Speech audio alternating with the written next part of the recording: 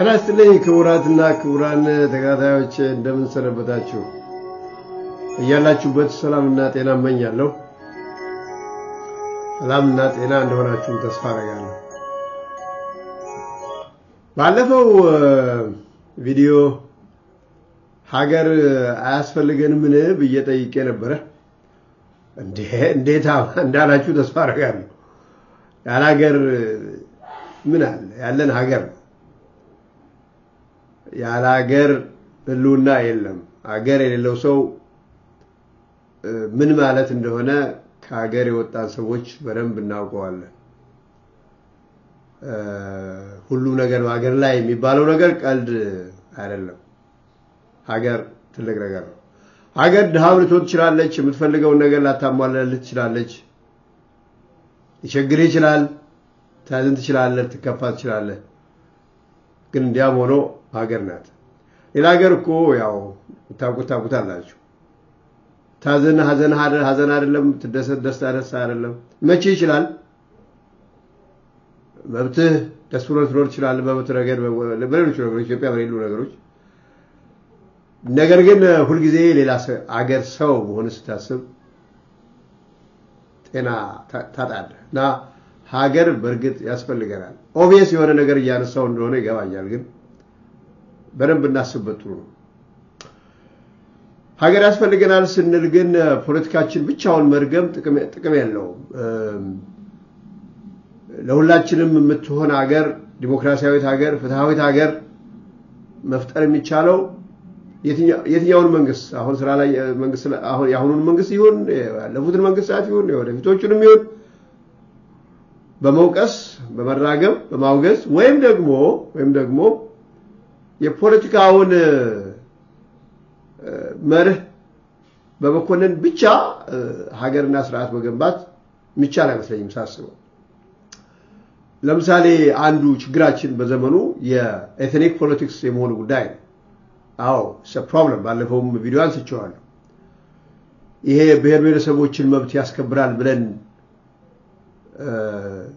1983 የጀመርነው የቋንቋና የጎሳ መስመር ያደረሰብን ጉዳት ሁላችንም እናውቀዋለን። አልጠቀመንም። ነገር ግን ይሄ አይጠቅመንም፣ የጎሳ ፖለቲካ በኢትዮጵያ ውስጥ ልናየው አይገባም፣ ውግዝ ከማሪዎስ በማለት ግን ችግሩን መፍታት እንደማይቻል ተረድቻለሁ። እንዴት አትሉ? ዞሮ ዞሮ ሶሻል ሪያሊቲ ሆኗል። የኤትኒክ ፖለቲክስ is a political reality already በውስጣችን ገብቶ ነፍስ ዘርቶ ፓርቲ ሆኖ እየኖረ ያለው የፖለቲካችን ዋነኛ ፊቸር ዋነኛ ባህሪ ሆኗል። ስለዚህ የብሔር ብሔረሰቦችን ጉዳይ የጎሳን ጉዳይ ይሄን ኤትኒክ ፖለቲክስ ጉዳይ አታንሱብን ልንል በማንችልበት ደረጃ ላይ እንገኛለን።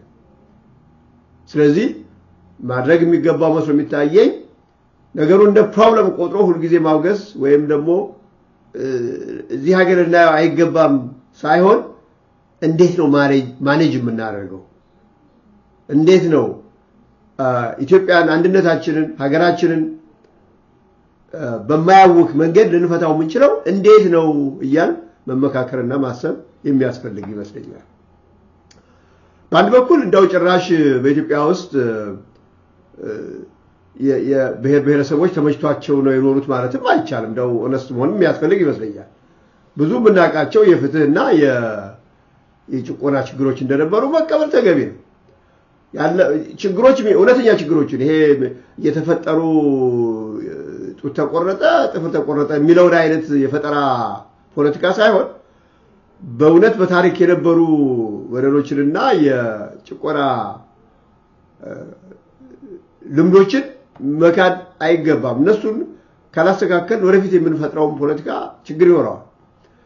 ስለዚህ ችግሩን በመቀበልና በእርግጥም በኢትዮጵያ ውስጥ የፍትህ ጉድለት እንደነበረ የፖለቲካ አካሄዳችን ችግር እንደነበረ በዛሬ ብቻ ነው የፖለቲካ ችግር ያለው ቀደም ብሎም ነበረ። ስለዚህ ያንን ይዞ መምጣት ያስፈልጋል። ፖለቲካውን ከስር መሰረቱ ችግሩን ካልፈለግነውና ካላገኘነው የምንፈልገውን የፖለቲካ ስርዓትም እናቃ አይመስለኝም እንደዛ ከሆነ። ስለዚህ አንዱ የፖለቲካችን ሪያሊቲ የብሔረሰብ ጥያቄ የኤትኒክ ፖለቲክስ መሆኑ ተገንዝበን መፍትሄ ልንፈልግለት ይገባል። እንዴት? ምክክር ይጠይቃል። በዚሁ መቀጠል አለብን። ሪኮግናይዝ አድርገን አንድ የፖለቲካችን ገጽታ እንደሆነ ይቀጥል የሚል ሐሳብ የለኝም። ግን በእኔ አስተያየት ከጎሳም ብለው እንግዲህ ሌላ ቃል ስላጣው ነው የብሔር ብሔረሰቦች ጥያቄ ኢትዮጵያን በማያናጋና በማያጣላ ሁኔታ መፍታት ይቻላል። አሁን እንደሚባለው የኦሮሞ ፓርቲ፣ የአማራ ፓርቲ፣ የትግራይ ፓርቲ፣ የወላይታ ፓርቲ በማቋቋም አይደለም ችግሩን መፍታት የሚቻል። እሱ እንደዛ በማድረግ መፍታት እንደማይቻል 35 ዓመት ተምረናል ብያለሁ። ብሔረሰብ ተኮር ፓርቲ በማቋቋም የኢትዮጵያ ብሔረሰቦች መፍታት ቢቻል ኖሮ ያሳለፍነው ጊዜ በቂ ጊዜ ነበረ ችግሩን ለመፍታት። እሱ ጥቅም ያለው አይመስለኝም። እንደሚሰቁብኝ አውቃለሁ። በዚህ በብሔረሰብ የተደራጁ ፓርቲዎች እንደማይቀበሉት አውቃለሁ። ግን በእምነት ደረጃ አንደኛ በኤክስፒሪየንስ የታየ ነው። አልጠቀመም። ይሄው እኮ ስንት ዓመት ተቀነቀነ። በተግባርም እንዳውም የፖለቲካ ስልጣን ሁሉ ተያዘበት። ምን ያህል ጠቀመ የሚለው መመርመር ያስፈልጋል እውነተኛውን ነገር እና ግን ጥያቄውን ግን መናቅና ይሄን የምታነሱ አይናችሁ ላፈር ባስ ደግሞ ጥቅም የለውም። የምንፈልገው ነገር አያስገኝልም። ስለዚህ ባጭሩ ማለት ፈልገው የዛሬው ውይይት ነጥብ ምንድነው? ሀገር ምንፈልግ ከሆነ የማንወደውን የፖለቲካ አይዲዮሎጂ እንዳናየው እና እንዳንሰማው መሆን አለበት ሳይሆን ማለት ያለብን ያንን ሐሳብ ይዘው የተነሱ ሰዎች ጥያቄያቸው እንዲመለስ መስራት አለብን ማለት ነው። ያ ጥያቄ ከተመለሰና ሁሉም የፍትህ ኗሪ ሁሉም የኩልነት ህይወት ተጠቃሚ ከሆነ የግድ ኦሮሞ ካልተባልኩ የግድ አማራ የግድ ወላይታ የግድ ሶማሌ ካልተባልኩ የሚል ሰው የሚኖር አይመስለኝም። ቢኖርም በአመዛኙ ማህበረሰቡ ፍትሃዊነት ከተሰማው እነዛ ጥያቄዎች እነዛ ጩኸቶች ወይም እነዛ ችግሮች ቦታ ያገኙ።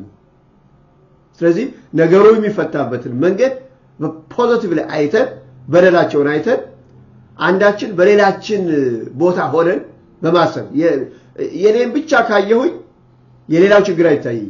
ይሄ ኤምፓቲ የሚባለው ነገር ማለት ነው። በስነ ልቦና አይደለም አንዱ ያንዱ ችግር አንዱ ቦታ ላይ ሆነ የማየት እኔ በሆን እሱም በሆን ኖሮ ምን ል ነበር እሱም በሆን ኖሮ ምን አስብ ነበር ብሎ የሌሎችንም ችግር እንደራስ ችግር አድርጎ መመልከት ነው። የፖለቲካችን ስርዓት የፖለቲካችን አካሄድ እሱ መሆን ይኖርበታል። የሌሎቹን ችግር ማየት መቻል አለብን። የሌሎቹን የፖለቲካ ጥያቄ ማየት መቻል አለብን እና የሚፈታበትን መንገድ በጋራ ማየት መቻል አለብን። ያለዛ ሁላችንም በራሳችን መንገድ የምንሄድ ከሆነ ሁላችንም የራሳችንን ብሔር ኢንትረስት ብቻ የምናራምድ ከሆነ አንደኛ አድሏዊነት ሁሉ ጊዜ ከኛ ጋር ይኖራል።